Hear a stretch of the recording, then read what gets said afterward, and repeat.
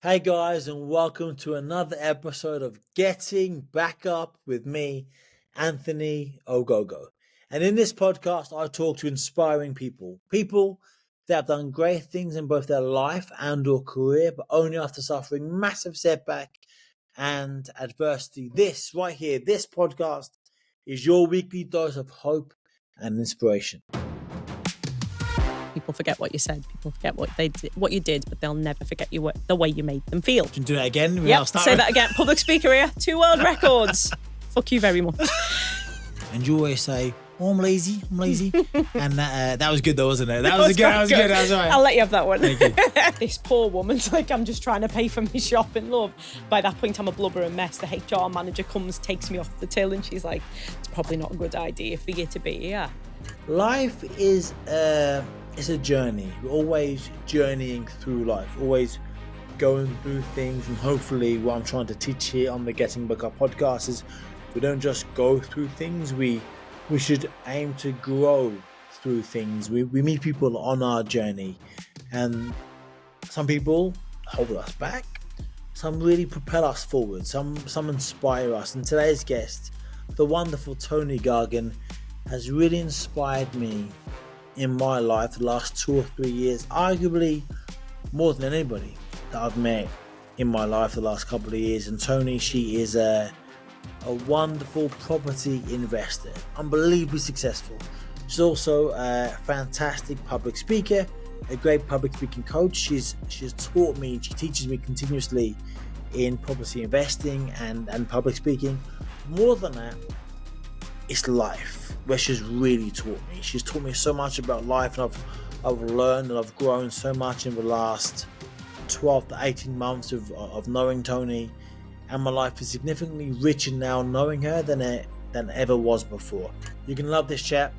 I really enjoy talking to Toni. I think you're going to get loads from this. So without further ado, let's get stuck in.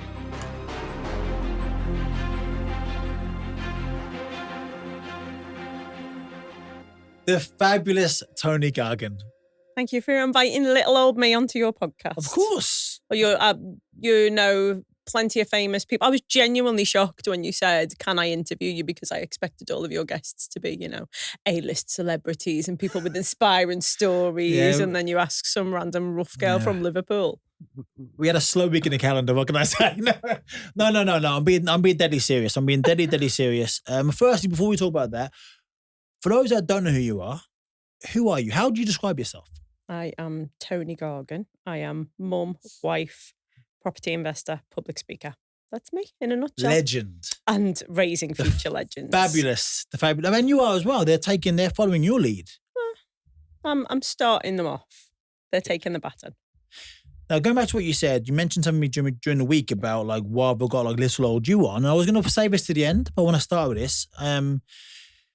And I mean this wholeheartedly. We joke around a lot, but I'm being very, very serious. You have inspired me as much, if not more than anybody in the last 4 years. Oh, thank you. And since I retired from boxing, as you know, I've struggled with certain things, with identity and letting go of certain things. And you've inspired me to do my fitness app, which, depending when this goes out, Ogogo Fitness is going to be the best fitness app in the world. So get on board.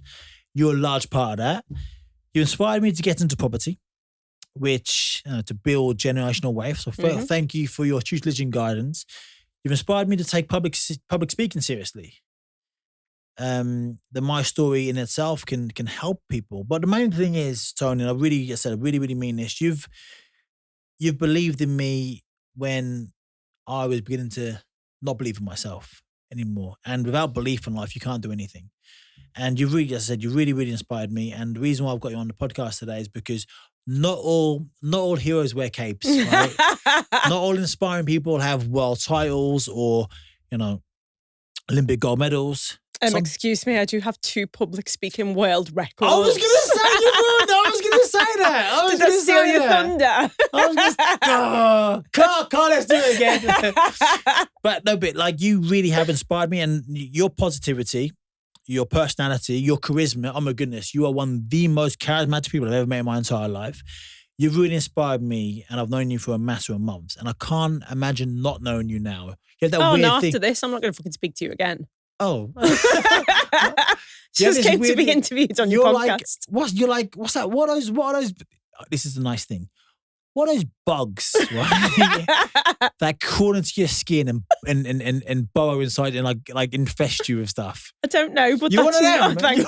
Thanks. Wow, I've had some lovely compliments in the past, but I think that's right up there with the best I think so of them. as well, because I can't imagine not knowing you now. And because you've inspired me so much, I want you to inspire the beautiful listeners that I have listening to this podcast. So go.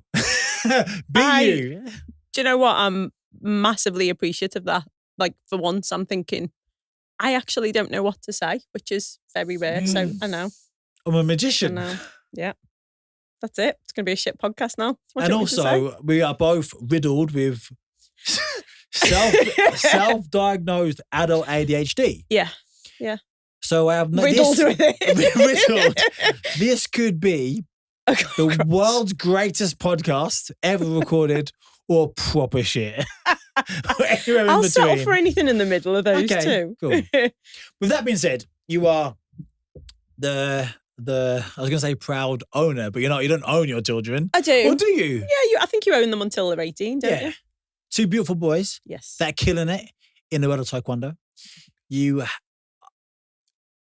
You have blown me away by how good you are at everything you do.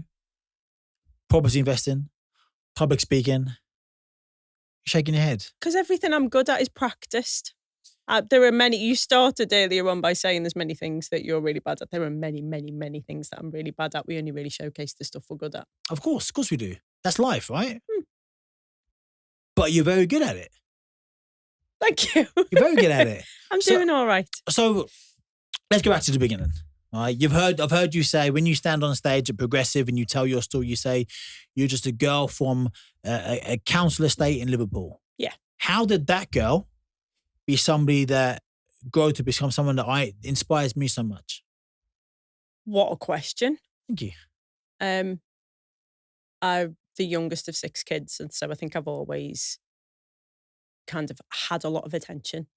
So the things that we get. So I was the youngest. I was the baby. Everyone called me babe. I used to get pocket money from my 2 older brothers and not tell them I got pocket money so that I could still get pocket money from dad. Nice. I loved, I've always been a bit So you're entrepreneur from the get-go. My eldest brother Joe used to give us pocket money on a Thursday, and then I used to hide that and then go and get pocket money from dad as well. I still got pocket money even when I moved out. I was 21 and I used to drive home from Chester to Liverpool to see my dad. To see my dad and also claim my £20 pocket money per week at the age of 21. 20 quid? 20 quid pocket money at the age. Thanks, Charlie. Council estate? So he'd moved up in the world by then. Goodness me. I think I've always wanted to achieve stuff. I was the girly swat at school. If I ever used to get anything wrong, I used to massively beat myself up. I always wanted to win at things, and I think I needed attention because I was given so much of it from such a young age. You were used to it. I got used to it. And so that I always say when I stand on stage, there's a little fat kid inside of me who wants to be loved.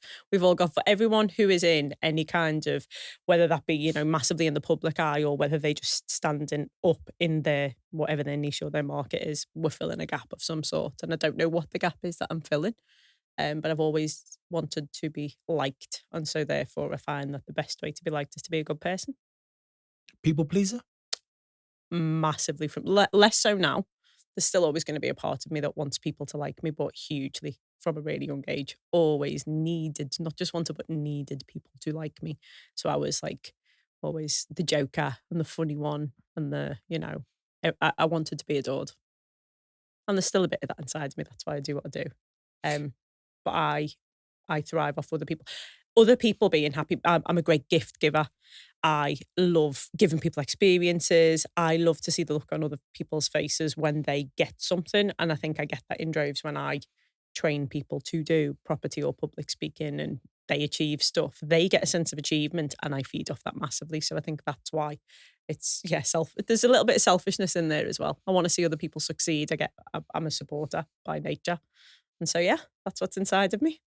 When you're a youngster, obviously still a youngster. Obviously. What did you want to be when you grew up? I wanted to be a physiotherapist. Oh, I didn't know that. Yep. Took sciences. So I'd done the most bizarre of GCSEs. I took separate sciences and French and Spanish because I was good at French and Spanish. And then, when you go to see a careers advisor at school and they talk to you about what you want to be, and in kind of in nice terms, she basically said, that's not what you should really be, i.e. you're not smart enough to do it. And I think that sowed a seed of doubt in my head. Oh, really? Yeah. And so I think it was like, well, if I can't do that, what would I want to do? And I just picked them. I went off the rails, picked the most random things, done A-levels in completely random subjects. I actually done an extra year in sixth form because I changed my subjects completely. Because it was like, one, I wasn't doing great in one of the subjects and I can't not do great. So therefore I must change and do great in something else. So I've never really known what I wanted to be from then. And it's really weird because my little boy asked me that yesterday. Just yesterday we were talking about what he wants to be and what did I want to be. And it was a physiotherapist, but it fell by the wayside. What did he want to be? What does he want to be? He wants to, do you know what? I always talk about how I'm raising legends. So this is my eldest son, Owen, who's 12, almost 13. And he said, I want to be a property developer. That must be really humbling for you. It is. It's huge, isn't it? Like, there is a part of me that goes, oh, do you really want to do that? Or is that just you doing that because that's what we do? And he said, yeah, I want to be a property developer. That's what I want to be right now. He said, but what subjects do you do at school when you want to do that? Because you can't study property in school. And then he followed it up. And, when there's a little part of you that goes, oh my God, what has he just said that? But also the biggest part of me that's super proud. And he said, but then I suppose I should study business studies. But why would I want to study business studies when the business studies teacher doesn't have a business? They're in a job and they probably drive a Honda Civic. And I was like, we were in the car and there was just me, Chris, and Owen in the car. We were on our way to pick Oliver up. And I'm like, I can't argue with that. Can't argue and with that. And is it wrong that immediately I thought that's a social media post? Because 99% of my social media posts are me bragging about my kids because I think that's the one right that we have in life. And I do believe that I'm raising future legends. I'm raising current legends. Like, how bloody smart is that at the age of 12 to go, they're in a job. Am I really going to learn anything from them? And I thought, what an absolute bloody superstar. Just get through school and then you can rule the world after it. That's amazing. What a legend. He has your head. He's got his dad's a smart cookie. Yeah. What was your first dream in life? Do you remember? Ooh. The first thing you obviously be a physiotherapy. You want to be a physiotherapist. Mm-hmm. What was the first thing, like, if you couldn't fail at something, what would you have shot for? I have no idea. I've done a lot of stuff. I always had to be busy. That's the way my life is now. And believe it or not, I actually did loads of sports when I was younger. I did gymnastics. I used to do Morris dance and I used to do majorettes. I used to do with the baton. Yeah. I was really good at that. I can imagine you really good at that. I tried everything. I tried literally every sport. Gymnastics I really loved and I was really good at. I was really good at swimming. So I was on like the school teams for that. I did hockey. So you excelled? Netball, massively in it. But no, I never excelled. Massively enthusiastic and did good enough to get by. But I don't think I ever had a dream to kind of go, well, that's what I want to do. And I want to do that. Like, I used to do things competitively, but not like, I think it was for the excitement and that I always need to be around people. I thrive off other people's energy and I love being a part of stuff. And so I think that's why, like, the boys do taekwondo now. I love going to taekwondo. That feeling of pride of the whole group, the camaraderie of it all, that's what I'm replicating in all areas of my life. So yeah, I can't, there's nothing where I've gone, I wanted to do that and I've either achieved it or I never did and I've never succeeded at it. I think I've done good at things that I needed to. But I don't feel like I've missed out on anything or still got like a massive need inside of me. I'm very much, I'm capable of it. Is it possible to do? If so, go and do it. And if not, crack on to something else. You're one of the hardest working people that I know. And you always say, oh, I'm lazy. And that was good though, wasn't it? That was good. That was right. I'll let you have that one. Thank you. And I always tell you off, always slap you on the wrist, don't I? Because you're not lazy. You work so hard. Why do you say that? Why do you put yourself down? When I asked you to come on a podcast, why do you think I didn't want you on a podcast? Because you must know the effect you've had on me. You must have known. You do, because I've told you. So you must know. You know when you do. And it's nice, but does it warrant, massive recognition? Does it warrant I don't know. I think because there's always something else, isn't there? So that we talk about this all of the time, the entrepreneurial case, the feeling like you've never you've never completely succeeded until, you do the next thing. There's always something more to do. And it's really humbling and it's lovely, but I really struggle with, I have a need to, I do thrive off recognition. I did at school, I wanted to be told, well done, you got 10 out of 10, or, you got your whatever in your exams. I thrived off that. But I also really struggle when people give me compliments or whatever, because it's the natural state is to bat people away. And the irony now being, I am very good at telling people, you're really good at this. I can see this inside of you. And that's kind of my role as a coach or a mentor or as a trainer.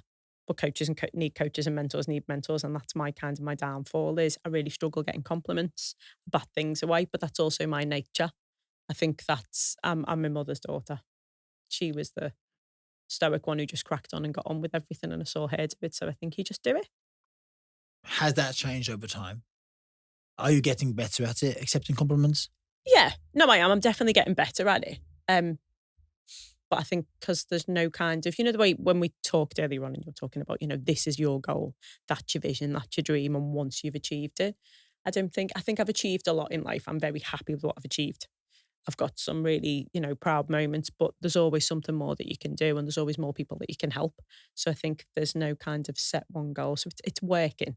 I am getting better at accepting compliments. I do believe that we've done really well. I am raising two amazing kids. We've set up some very successful businesses. We live a nice life. But is that the kind of stuff that needs, commending or recognition? I'm not in there, I'm not fighting fires. I'm not saving lives. I'm not standing up for world peace. I'm kind of cracking on and doing life. But you mentioned something in that thing you said, but you're helping people. Do. And maybe you're not like in the hospital, like giving people CPR. Although I'm sure I'd be so bad at that. I'd be so bad. I was going to say there should be a long line of people faking heart attacks. No, please don't do that in my presence. I flail. I would panic something ruthless. I don't think you would. No, I don't think you would. Anyway, it's my show. I'm talking. I think, what was I going to say? This is the ADHD. I forgot what I was going to say. I was going to make a really nice point. Can't be that nice if you've forgotten it. No, but very true. Very true. HR manager. Yes. So you went to school. Yep. You grew up. You were good at school. That's debatable. The growing up bit is debatable. Actually, yeah. So you went to school. Yeah. You tell me how you became. I'm gonna call you a magnate, a property magnate. I don't know exactly what the word means. Nah, I'm not there. What does there's like just it's super like successful. Huge. I see you as that. Matter of time. Yeah, but that's because you're comparing me to where you are now. We're always comparing. We've got a successful property business. Unbelievably successful. It's all right. What? Okay, on success. What is success to you? It changes all of the time. And this is something that I think so many people have like a stereotypical answer, or they've got something that's practiced and rehearsed. And the reason I feel like I'm never the best podcast guest is you could ask me next week and it'd be different. So success changes day to day. Success is, getting over hurdles. Success is achieving the small things to get to the big things. And that's very different for me now, because success for me is never the materialistic stuff. It's never the I've achieved X, Y, and Z. Success for me right now is helping people to get where they need to be. And I thrive off that because I think I grow as a person because of it. Look at what I get to do on a daily basis. I get to train people. So explain what you do, Toni. For those people that aren't sure, what do you actually do? Well, I'm very hard working, so I do a lot. I train people predominantly in public speaking and property. So I teach people to go from beginners in property to building their own portfolios, building generational wealth and raising finance. And then the other side of it, which is probably the part I'm most passionate about, is helping people to become better public speakers, but also understand that public speaking isn't just public speaking, that every single person in this world has a story inside of them. And I think, maybe I do have a vision. Maybe that is my goal now, is to tell everyone to get their story out, because everyone's got one, no matter how small or big. We compare our lives to other people. So I help people get their stories out there to the world, and the ripple effect that I'm starting by me helping one person get their story out, which touches the lives of a million other people, which then carries on and carries on. So that's success to me right now. But if you'd have asked me when I first started building the business, success was managing paying your bills, right? You said paying the bills, managing to fit in everything in a day. I was working in a really stressful environment in retail and HR, working evenings, weekends, overnights, whatever it took. Investing in property, going to property networking events, raising 2 very young children at that point when we first started investing. Oliver was 1, Owen was 3.5. Chris was in a really stressful job, Monday to Friday, but like 12 hours a day most days, trying to fit in, learning to be a property investor, learning to be a public speaker. So success was keeping a roof over our head, keeping food on the table, and keeping sane. That was success. And then once you get over that, you move to the next one. And because you keep moving the flagpole in the sand, then success changes bit by bit. It's kind of come full circle. Success used to be, I used to think that success was, a nice house, a nice car, enough money to do what you want. But that's kind of materialistic wealth, and I don't think that makes you really happy. I think that's the byproduct of whatever it is that makes you happy, and helping other people is definitely up there for me. You mentioned earlier that the careers advisor made a little comment, and that little comment was enough to plant a seed of doubt in your head to not follow through with not a dream, but a goal that you had about becoming a physio. When obviously you met Chris and you had the 2 boys and you were in those early phases of your career as a property investor and things were tough. I've heard you say on stage where like you haven't beaten on toast for dinner every day and you were struggling financially. Did you doubt yourself? Oh, every day. How come as when you were a teenager, the careers advisor made you switch paths? Why did you stick at it? I think because I was probably young and didn't really, really want to be, it was the what do you want to be? Physiotherapist was the thing that I thought I wanted to be. But I don't think that there was no need to succeed there. And I always talk about how I had this conversation with someone earlier on this morning, went to meet with they are both friends and investors. And we were having a conversation about how quite often we're driven by a need to succeed rather than just, I want to be successful. It's actually spite that drives me. And I think when people tell me I can't or I shouldn't, it might have stemmed from that. It might have stemmed from being told I could do this, because I actually did really well at my exams and, I didn't try hard. That's the honest answer is, me and my sister, she used to always say to me, like, you just sail through life. It's just not fair, because we used to share a bedroom. My mum would come into our room and she'd be like, are you studying for your exams? Yeah. Keely's there, literally studying for her exams. And I've got this science book, but inside of it is like a More magazine and I'm looking at position of the fall. Right. And, I'd cram at the end. Can you have afforded like heat with your £20? I used to read heat as well. With your £20 pocket money. £20 pocket money at that age. It was probably about a tenner. Scaling. About a tenner. Scale, I see. Yeah, I don't know. I think if I really want something, I'll work hard at it. But also if I say out loud that I'm going to do something, I still am fueled by a need to be liked and loved. And if I say something, I'm going to do something, I'm going to do something. So there's also that I won't have anyone tell me you said you were going to do this and you couldn't. And I think because we committed to it. And also we put so much into it. I think when you're so far down the line, you've put all this time and effort in. We paid for training courses that we genuinely couldn't have afforded. Spending time with my kids was massively important to me. And here I was spending, 4 days away for a property training and every day off. The guilt drove me there. I've put this much into it. Shit or bust now. We do it all or not at all. And there was no way I was ever going to back down. And there have been plenty of times I've doubted myself. I still do. Still doubt myself. Still do? Yeah, God, In what aspect? I think everything new that I try, there is always an element of doubt. What if I can't do it? What if I shouldn't do it? But that's a fleeting conversation in your head where you kind of have a word with yourself and go, look at everything you have done. Yeah, of course you can. And the cookie jar of things that you've done. I think David Goggins talks about cookie jar, where it's like when he's in a place where he may doubt himself, dig his hand. Well, I've done that before. I've done that, and you remind yourself, of just how much of a badass you are. You have to look back at how far you've come. And I've got too many fuckers to prove wrong. Am I allowed to swear on your podcast? You can. Toni Gargan, are you allowed to swear? If I said no, you'd carry on doing it anyway. Absolutely. I'd probably do it more. So what drives you? You've got a quote for this, and I love the quote. I want to hear all about the quote. So I know what drives you. Well, my quote is that I'm 99% driven by a desire to succeed and 1% by spite. That's me. Those figures are completely out out of kilter. I reckon, right, it depends what day Honestly. you ask me as well. It depends what day you ask me. Today I've been talking about someone who's really pissed me off. So I reckon it's 50-50 today. But sometimes Just to if rub you it in ask that me... person's face. Yeah. But what if that person doesn't even know? I don't give a fuck if they know. I know. You know. Yeah. Okay. Yeah. No, I think, I am definitely, the figure changes, but I'm always at least, a small proportion driven by everyone who's told me I can't and I shouldn't. Or even not just people who've told you, people who make assumptions. Whether it's the demographic that you are, if someone tells me a woman can't do it, I'm like, fucking watch me go, or she's from there, or judgment. I can't bear, I hate anything that's unjust, unfair, or kind of people. You talked earlier on about believing in people. It's something that I've had to work on. One thing that I will always do is if I see something in someone else, I will tell them, because if you haven't got enough belief, you need to borrow it from other people. And so I gift my belief out on a regular basis. And I think I've had people who've done that for me, whether that be people in, friends, family members, my parents. I am from that kind of generation where it was like, you can do anything that you want to do, but you've got to do it within these constraints. Work hard, go to school, get a good job, go to university because it's expected of you, and then the world's your oyster.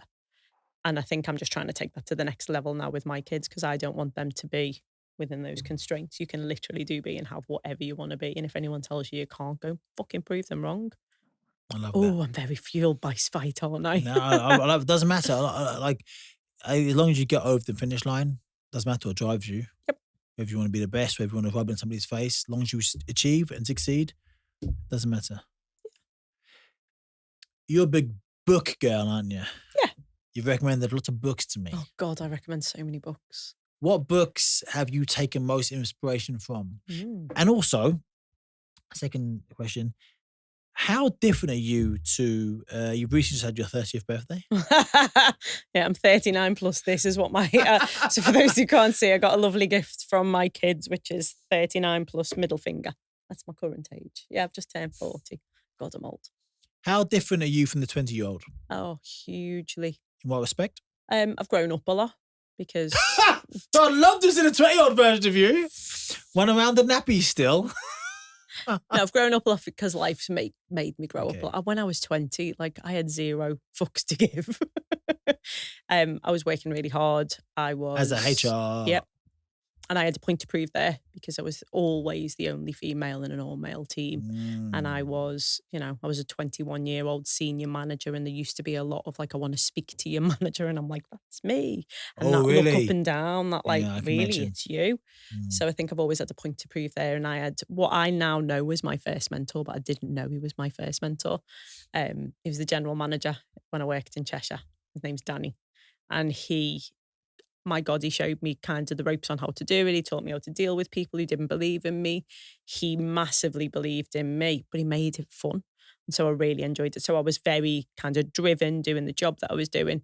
I wanted the nice things in life because we did grow up in a kind of, if you look at it on the grand scheme of things, it was a very poor household, but it was high and low. So it was quite cyclical, and there'd be lots of money because Dad'd be working loads, and there was loads of plastering work out there, and my brothers were bringing in work and bringing in money, and then sometimes there just wasn't really anything. And I think I wanted steadiness, and I wanted security, and I wanted a good job, and I wanted to achieve a lot, but I also wanted the complete different life to the one I've got now. I always said I'd never get married. I always said I'd never have kids. I was too selfish for it. Okay. Yeah. Oh, that was kind of my, I want the next best car. I want a nice new house, and I wanted freedom. I wanted to live a happy life. I've always, and I've always wanted to enjoy life, and I do. I have loads of fun. That's something that's way up there on my, values list. I've been there. I've been on your courses where I've told you this before. We did the 5-day public speak one a few months ago, and it was the most fun I've had in such a long time, and I learnt loads. Yeah. You make learning really fun. You and Robert did an amazing job, and you guys have the best time. We literally get paid to have fun, but also change people's lives as well. How cool is that? That's literally when people say what do you want to do? I'm like, I'm there. I'm all right with that. I earn a lot of money doing what I'm doing, but I get to change lives. I get to have so much fun. If I didn't enjoy it, I wouldn't be doing it. And I think I've spent so long doing things because I needed to. I earned a really good salary in the job that I was in, but you had to do the hard work to get the good money. And, you needed to, there was always a point to prove. And there was always someone who was telling you can't or you shouldn't. And I was a bit shit with authority, to be honest. So I used to break the rules a little bit or bend them or kind of find a little workaround. And very much that doesn't matter how you get there. Once you got the good result, no one's asked how you got there. They just want the good result. And then I used to give the results to other people so they could take recognition. There was a general manager who was just a bit of an arsehole. And so I used to do stuff to make him look good and then go, look at how good you'll look if you do this. But really it was for the greater good because I had 300 staff who, they worked better for me because I was supporting them. So I reckon the people pleasing thing I now use to my advantage. What I love about you, one of the many things I love about you is how you remember everybody's name. And that's a skill that I'm terrible at. I'm not blame the boxing, but really, if I'm being honest, I don't know what it is. I don't think it's lack of respect. I do respect everybody that I meet, but that's one thing I've learned from you. One of the little add-ons of the many important things you've taught me is to learn everyone's name, make them feel. You make everyone in the room feel special, and that's an unbelievable skill to have. And I remember you said once in one of the courses you ran, you said, of the 300 people who you worked at you were HR, was it It was in a supermarket. Supermarket. Yeah. You knew everyone's name, first name, their Something partner's name, their kid's name, like that is very humbling. Like, because you realize that other people are as important as you. Like the minute anyone thinks they're better than anyone else or more important than anyone else, I lose respect for them and I would fully expect my family, I mean, they would definitely do that, shoot me down if I ever thought that. I think humility is so important and actually people value you more because of it. We all know that person who's really good at something, but because they're just a bit of a cocky idiot or they think really highly of themselves, I think it makes you think less of them. Yeah. There's a difference between being confident. Confident is, inspiring and it's motivating, but I think when people entitlement I can't cope with. Yeah. And I think it's also because I've got, a unique name and people always spell it wrong. And so for me, everyone always spells my name with a Y or assumes it's Antonia or Antoinette or. It's 4 letters. Yeah, exactly. But a name's really important. I think huge. And so you've been there, how do you spell it? I'm a visual learner. I've had to learn to remember people's names. And Robert, and he's going to kill me if he listens to this. Robert and I do a game at every event. So like we had 25 people at the public speaking event, and he comes to me for a high five because he'll go, right, so Anthony and Sophie and Lucy, and then he'll look at me and I'm like, go on, you can do it. And he'll go, Simon, and then he gets a high five for it because it's something that's really important to me. And I think it's because the names carry a lot of weight. They really do. But also that was a massive thing I learned because I always used to get put in the shit stores. I remember I got put in one. I'd just come back from maternity. I thought it was punishment. She's gone off and had a baby. Let's put it in that shit store. And when I say shit, I mean bad in terms of league tables results. Retention was really low, labour turnover really high, absenteeism and sickness really high. And I was like, put me in a shit store, watch me turn it around. But I knew that I couldn't do it on my own. I couldn't go in there and just shout at you to make you turn up into work. I needed to get to the root cause of why you were always phoning in sick. You know what? We've got them on a shift. They just can't do because. Or they turn up late every time. You know what? Because he or she's a student in town and they've got to get the bus here and they're getting shouted at for being late every time. Why are we not just swapping the fucking shift? He wants that day, she wants that day. And so I got people working together, and the only way to get people working together is to show that you respect them. And that, although there's a hierarchy in kind of terms of reporting, I'll come and sit and have my breakfast with you in the morning. You can tell me that, you're hungover a little bit. And I'm like, okay, just not let anyone else know. Be, shop floor front, or can sit in the back and do your work in there as long as you're doing a little bit of work. Because I think people work well when they're incentivized. And so that was the toughest store that I ever worked in terms of fabulous bunch of people. And that was a really small store. I'd gone from having over 300 staff to having about maybe 120, which some people saw as a step down or a step back. And I was like, watch me turn this store into a really good one. I had the best, in fact, it was a birthday yesterday, the best assistant, Tracy, who was so underutilized and so poorly managed, so poorly recognized. She literally run the show until there was a HR manager coming in. She was the HR manager. And everyone went to her for help and for support, and she got zero recognition. And it was like, why are we spending so much time on the people who are doing a great job and patting them on the back instead of seeing either, in some instances, cutting the deadwood if they are deadwood and not letting people rob a living when there's someone else working really hard. So yeah, Tracy, Do legend. you see yourself as a leader? Yeah, I'm definitely a leader, and I've taken that role and I've chosen to have that role. But I've chosen to have that role because I think I can make a difference. There is definitely a need to be recognised, and everyone wants to be wanted and needs to be needed. But I also think I'm quite good at it. I can lead people well on their terms, not just by you've got to do as I say. Yeah. There's not an iron fist of you. You make Oh. people want to do stuff. Do you know what I mean? Like if you were That's a my great teacher, feeling. I'd want to do my homework so I didn't get upset you or make you disappointed. I'm manipulative. Yeah. In a nice way. No, I think I incentivize people in the right way. Yeah. Yeah. So this is called the Getting Back Up podcast. So to get back up, you gotta suffer setback, you gotta fall down. Can you tell me some times in your life where I often talk about how life is like boxing, boxing's like life. The things we go through in a boxing match is echoed in life and vice versa. That's why Rocky was the first sports movie to ever win an Oscar as the best picture.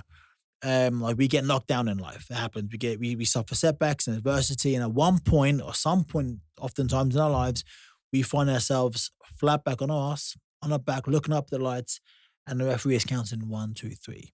We've been knocked down and not knocked out. Mm-hmm. When we're down in that moment, we have a decision to make. If we get back up or we stay down. Can you please tell me some moments in your life when you've been knocked down but not out? Without a shadow of a doubt, the first one that comes to mind was when my mum died when I was 21. It floored me. It was unexpected. I had massive anger around it because I actually remember, this is awful. I remember getting a message telling me I needed to get home because something was wrong. And so my mum had had a massive heart attack, basically. Hardening of the arteries is what it stated on a death certificate. She'd actually had 2 strokes when I was really young. So I was 6 and she had 2 strokes, which had paralysed her completely down the right side. Oh, really? There was a knock at the front door and she stood up to answer the door. Because like mum ruled the roost, you know what I mean? And also everyone else was lazy. So I'm one of 6. If you got up out of your seat, you lost your seat. So no one was moving. So there was a knock at the door and my mum got up to answer it and she just fell back down in a chair. And I thought she'd had when you've been sitting down, because she used to sit in a certain way. She used to sit on her chair, which was there in the corner of the living room. She used to tuck her legs up underneath her, and it's the way that I sit. It's the thing that I'm like, I do it. And I'm like, oh, she used to sit. I thought she had pins and needles and she fell back down. She went to get up again and she fell back down. And I just remember my dad saying, go and get the door. So we answered the front door. And I was shielded from loads of it because I was 6. So she had 2 massive strokes, one immediately after the other, completely paralysed down her right side, couldn't use. My mum had the most beautiful handwriting and she lost the ability to write. Her speech was slurred, the side of her face dropped down. But she also didn't remember me and my sister. So there's 4 kids, then a 10-year gap and 2 of us. And she called me by the wrong name. I remember going into the hospital to see her. We weren't allowed to go into the hospital to see her. And I remember one day specifically going into the hospital to see her.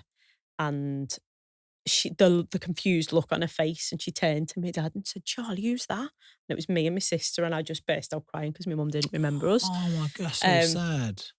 Anyway, the legend that she was. She fully regained the use of her right-hand She did. side. Yep, fully regained.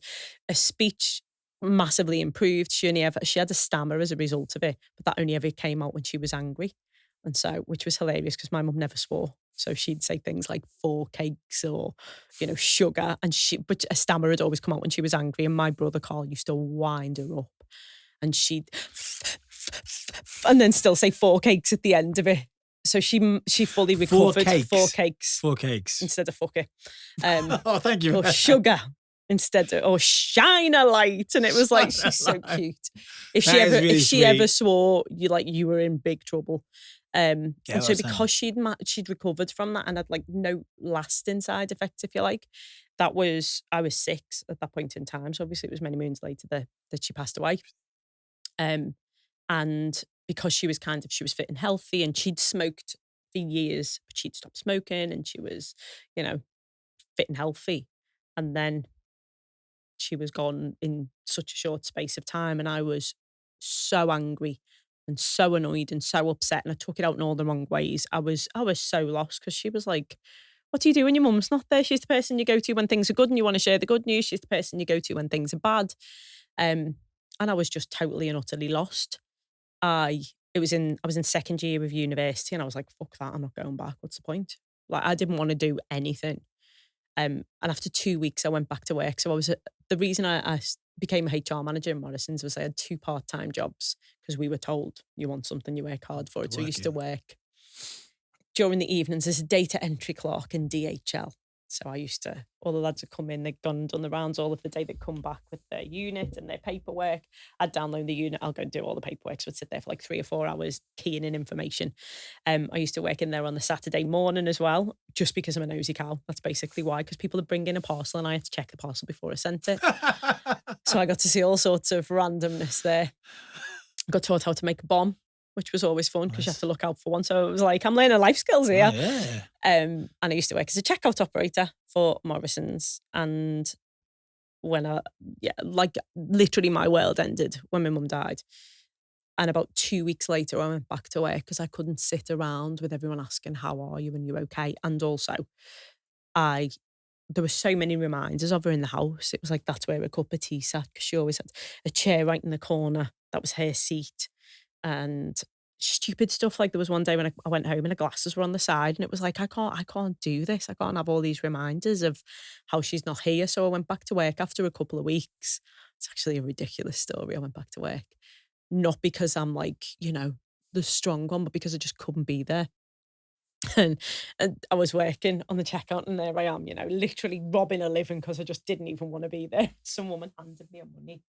And as she handed me her money, I looked up and just thought, oh, that's my mum's hand. And then I looked up and it wasn't my mum there. And I broke down in tears. This poor woman's like, I'm just trying to pay for my shopping, love. By that point, I'm a blubbering mess. The HR manager comes, takes me off the till and she's like, it's probably not a good idea for you to be here.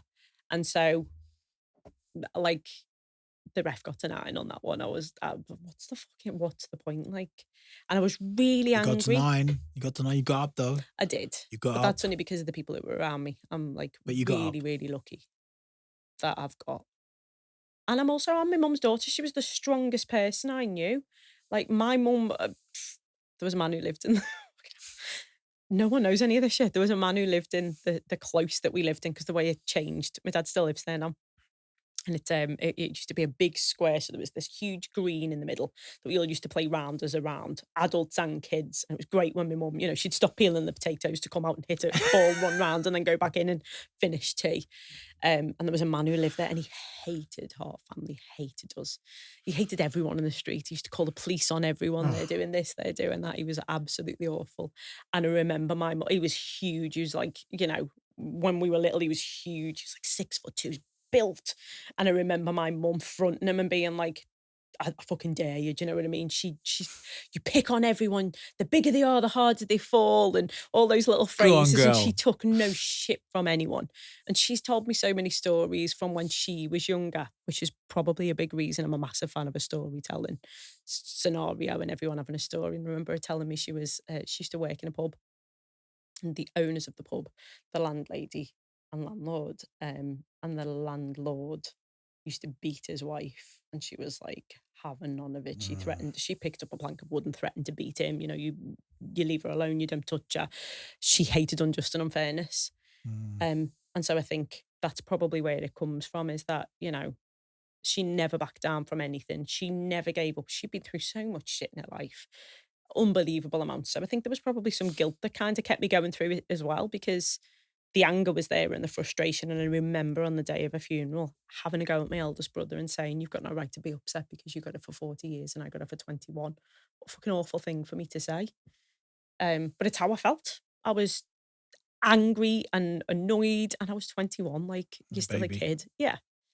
But yeah, no, I've just decided that, she lives on in everything that we do. My kids know all about her. She was an absolute superstar, and she never, ever would have given up. So You can't. What right do I have? Yeah. What's your mum's name? Well, she was one of those people who had lots of different names. Officially, so her name was actually Evelyn Veronica, but she was always Ronnie. So she was, on my Sherry. So I'm raising my My cup of tea to Sherry. Ronnie. What a legend. She is. And hearing you talk, I don't know what she looks like, but I saw her as you were talking because you are your mum's daughter and you sit like her. I've seen you sit like her. But the passion way you talk and what did you do? Did you work, your mum?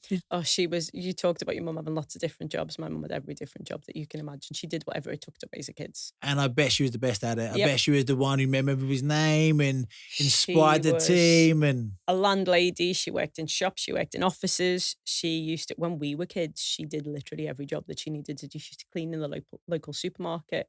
She used to knit clothes and sell them. So she used to knit clothes. I say sell them. She used to pretend to sell them, but actually give them away because, the little baby, I'll just give her. So she used to knit bonnets and little cardigans and stuff. She did whatever it took to raise a family, but she always did it well. no doubt. You've got a very inspiring story about one of your brothers, haven't you? Yeah. See, you say inspiring. It's not. I think put in that situation, most people would do the same thing. So in 2012, my brother, who's closest to me in age, is 12 years older than me. He had a tiny little bump in the car. So he used to work for Jaguar Land Rover. As he was driving out to work, someone bumped into the back of him. And because there's a doctor on site, it was always like, we'll get you checked out. He didn't think he had any injuries, no whiplash, none of that. And the doctor was concerned because his blood pressure was high. He tried to kind of say, well, someone's just bumped into the back of me. That's quite normal. But long story short, his blood pressure was really high because, which they didn't realise at that point in time, his kidneys were actually failing. So his kidneys had never fully functioned. They'd never fully formed. So he had really small kidneys. And he had no idea. No idea. He used to suffer kidney pain. We grew up in Liverpool. It's rough.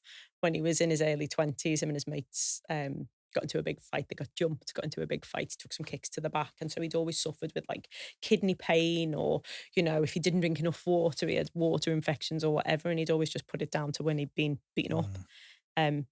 But in reality, actually, his kidneys had never fully functioned. And it was a miracle that he'd never had more symptoms because when they checked him, it's in the lead up to Christmas, it's literally days before Christmas.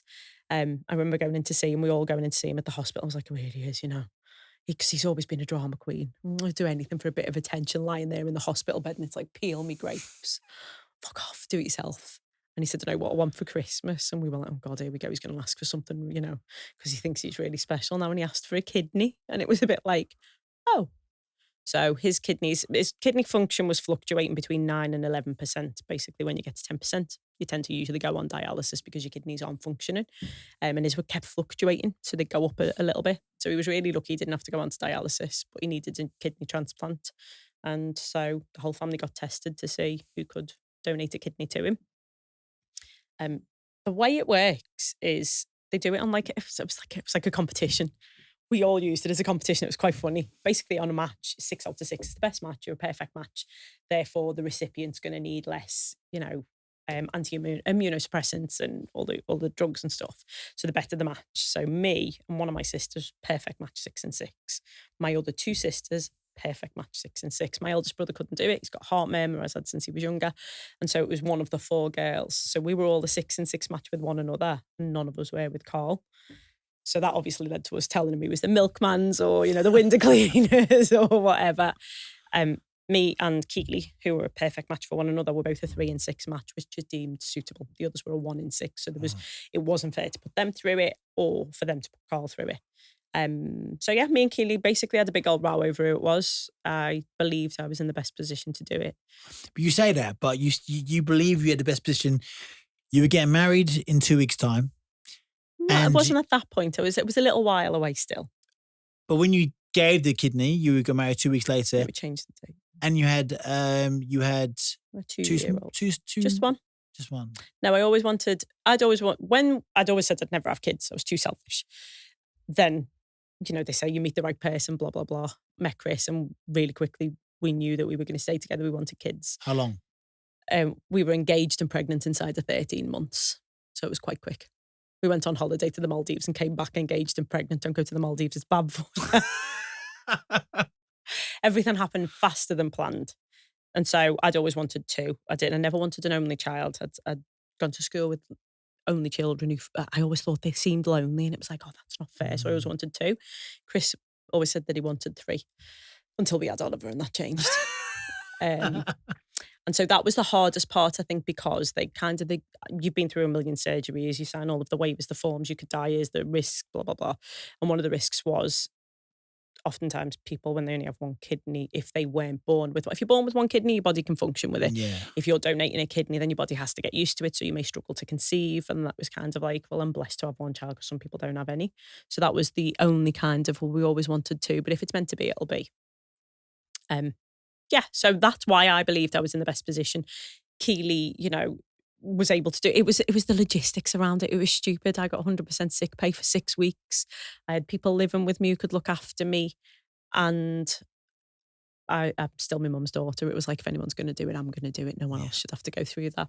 So it could or should have happened earlier. Basically, when you go through the testing and stuff, I had to have the biopsy was worse than anything. They made me have a biopsy because every time they do your tests and stuff, they're like, because there's always a trace of urine in your blood in your urine.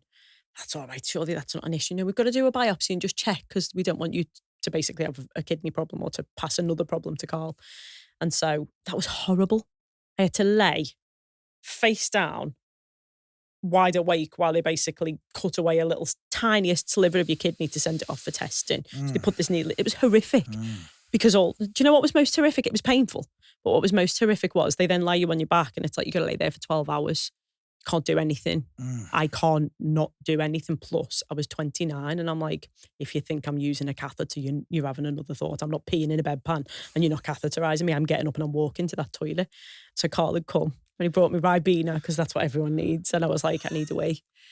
And they were like, well, unfortunately, we'll get you a bedpan. I was like, you will not. I'm 29, not 99. I'm going to the toilet. And so in the end, they gave in and made me not. I think I'd done 7 of the 12 hours because they were like, just fucking let her go because she's really doing her head in.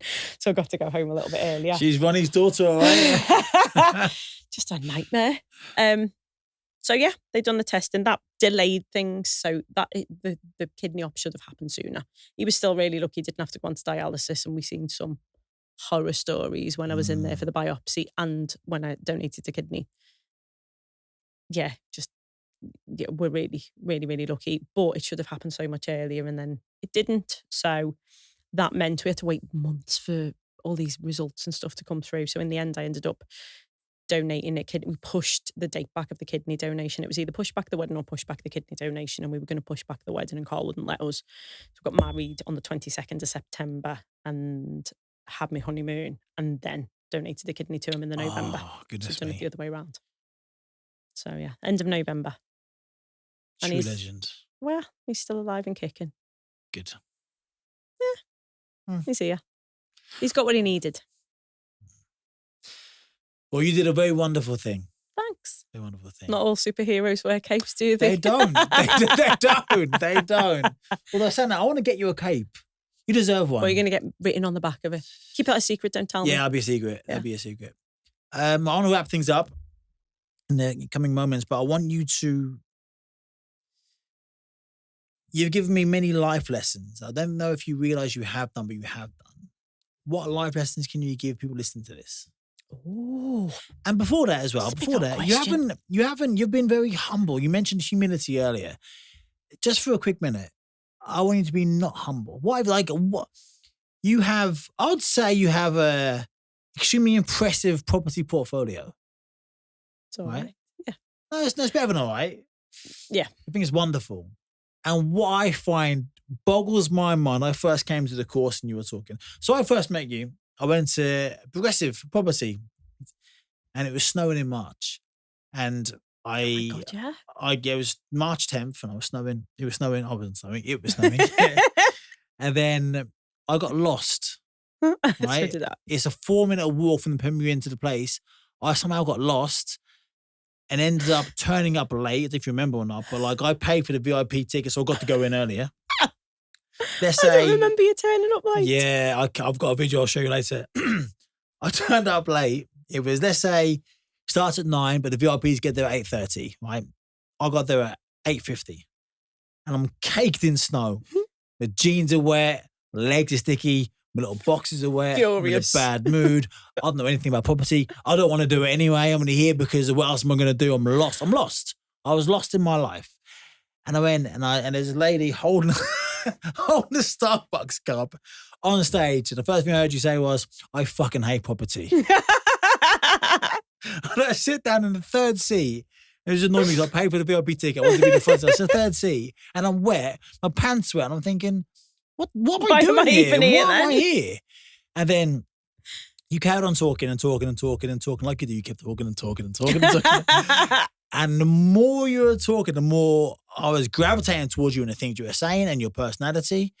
And then we started talking. And then you said you do public speaking.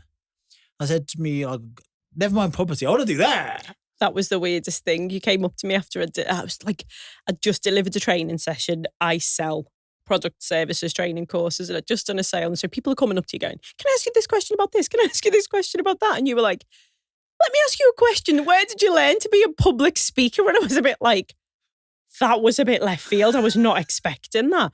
And then, as you well know, open the door and I walk right through it because I was like, well, public speaking, the sister company to Progressive, because it is my biggest passion without a shadow of a doubt.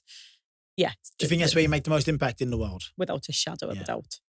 You know, one of my favourite phrases is the Maya Angelou quote, which is, people forget what you said, people forget what you did, but they'll never forget the way you made them feel. Can you do that again? Yeah, say that again. Public speaker here, 2 world records. Fuck you very much. People will forget what you said, people will forget what you did, but they'll never forget the way you made them feel. And I think public speaking isn't just about talking in the words, because anyone can stand up and say things. But to move hearts and minds is an absolute skill set. And you can only do that if you genuinely care. And I think I've got enough care to give. And some people don't have enough of that in their lives. Or I've got enough belief in other people. You can see in other people things that they can't see in themselves. And if you don't share that with them or you don't tell them that, you never know the impact you're going to make. Making an impact in people's lives one way or another, you might as well do it for good. 100,000,000%. Thank you so much. You made a huge impact in my life. And I hope, and I'm sure you've made an impact in people listening to this lives. Before we go, life lessons. What life lessons can you share with people? By the way, we haven't talked, like, you've got loads of properties, and the most impressive thing, you never use your own money. Nope. Which boggles my mind. And people listening to this, you're not going to plug yourself, I'm going to plug you. Toni Gargan, Google her, add her on Instagram. You on Twitter? I think I've got a profile, but no. Instagram, Facebook? Yep. Honestly, this woman, she's been very humble today, an incredible woman, so charismatic, so personable, so funny, great personality. You have a multi-million-pound property portfolio and you've never, not once, put your hand in your pocket and used your own money. Tight bitch. You better buy me a coffee after this at the very least. But I know, but like, with that being, and I came and I knew nothing about property when I came. I just thought, like, as you know, I've been in a bit of an odd place in my life recently, both personally and professionally, and I felt lost. And whatever I was looking for, by the way, you've found for me. You've helped me find it. Sorry, it's even better. You showed me the way. Thank you so much. So thank you so much for that. And I can understand how you were like, yeah, I've got all this stuff. I've never put my hand in my pocket. And I was like, you can't nick a house. I mean, like, I get it, you can nick like a Mars bar from a Tesco, but you can't nick a house or 80 houses or how many houses you've got. So can you explain for those listening to this who don't understand property investing? So if I was listening to this 6 months ago, I haven't got a clue. What is it that you do? What are you a magician of? People buy into people. So I tell people what they need to know, in so much as I genuinely don't love property. I'm really honest, and that's usually one of my starting points because I don't want someone to call me out on it later on. Property is a vehicle to give you the lifestyle that you love. I love doing stuff like this. Like, if I didn't have a property portfolio that was bringing in money every month, could I just on a whim go, let's go to London, let's go and do a podcast, carve time out.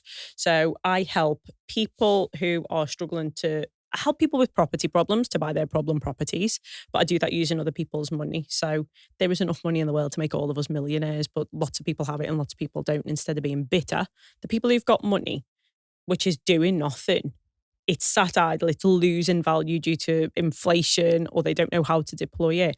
I still believe, like, I genuinely believe that I'd give a massive service to those people. So I help people to invest their money for a better return, or I help them build a portfolio that I just get a piece of. So I leverage their money to buy, add value to properties, pay them their money back and get to keep a share in the properties. 50% is what I do. And so I'm building my portfolio and other people's, and I'm making people's money work harder for them. They're leveraging my time and my knowledge. And so it's all about the win-win situation. So I just do that again and again and again. Win. You win, they win, but the people who need a place to live win. Yep. In a nice, safe place. Yep. Everyone wins. It's good, isn't it? And when I went, I was like, yeah, but I don't understand. Yeah, but Tony, but I don't understand. And the question I asked you was, and you hear this every single time you do one of these courses, 10 times over, Tony, if I get into property investing, it sounds amazing. But who's going to give me money? Why me? What's your response? People buy into people. They need to know you, like you, and trust you. And there's already people in your life who do that. And because people don't, like, this is why podcasts are amazing. People don't know all of these things about you. So if you're not sharing that, they don't know that they can be a part of it. You don't know who's got money sat in a bank that's dwindling away. You don't know who's just inherited some money and they're really worried that they're, the person who's worked so hard their entire life isn't, that legacy is not going to be passed on. So people buy into people. As long as you're a good person with a good heart, you genuinely want to help people. That's why people, they buy into you because of who you are, because of what you can do for them, because of the stories that you tell. And so I used to really struggle with the concept. I was the person just like you. I was like, yeah, I don't get it. Why would anyone give me their money? Usually because it's a problem for them. And so if you're solving problems, that's why. Or also because if people see something in you that they don't have in themselves, why not sharing it? Shared risk, shared reward. Be a good person. As you know, my motto, don't be a dick. Get you so far in life. But there are a lot of sharks out there. Yes, right? Especially in landlords get a bad rap a lot of the time because for whatever reason. How do you avoid a shark and you find a dory? That's a good question. So due diligence is absolutely paramount. Usually the people who are shouting the loudest without any substance are the ones that you want to avoid. Quite often, the people who are building substantial businesses are the ones who are already in your network. Fish in the right waters, definitely. Go to the ones that aren't, because there's it is shark infested waters. Take recommendations from other people who've actually worked with them. So if you're like, if someone is sitting listening thinking, well, I've got a pot of money and I want to invest it, do your due diligence on the person, what their portfolio is, make sure they've got nothing to hide. Ask any questions, and if they're not an open book, take a step back. You can do, it really annoys me when people go do the company's house searches and stuff. A shit ton of my properties aren't showing on company's house because my other JV partners own them. They own them and I'm just, the facilitator of them. So ask open questions. Anyone asks me a question, I'll be really honest with them, and if I can't answer it. So do your due diligence, take recommendations, and never give your hard-earned cash over to someone until you've actually written a contract up. Yeah. Protect yourself. Yep.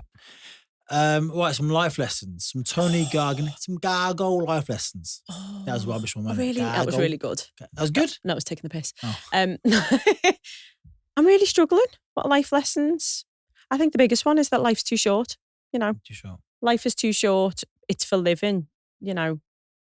Do be, and you can, that life lesson overall is my biggest. You can do, be, and have anything that you want to. You just need to surround yourself with people who are already doing it and take your advice from the right people. Take your advice from the people who are actually doing it, not the ones who are sitting on the sofa telling you you shouldn't or you couldn't. And it's that, isn't it? People will forget what you said, what you did, but they'll never forget the way you made them feel. So be a good person, make people feel good, and I can guarantee you the rewards come your way. Toni Gargan, I will never forget the way you've made me feel. I mentioned at the very beginning, I'm going to say it again. I've been through a difficult last few years. This year's been particularly difficult for some other stuff going on in my life. And I was beginning to lose myself. And I lost myself before in 2019. And I was on the cusp of losing the wheel again. And you coming into my life and vice versa, you've really helped kind of steady the ship for me again. And for that, I can't thank you enough. And my life is so much richer having you in it. And I mean that from the bottom of my heart. And I hope the listeners of this podcast feel richer in the spirit after listening to you talk for the last hour or so. Thank you very much. Toni Gargan, thanks for coming on the podcast. It's been wonderful. Thank you.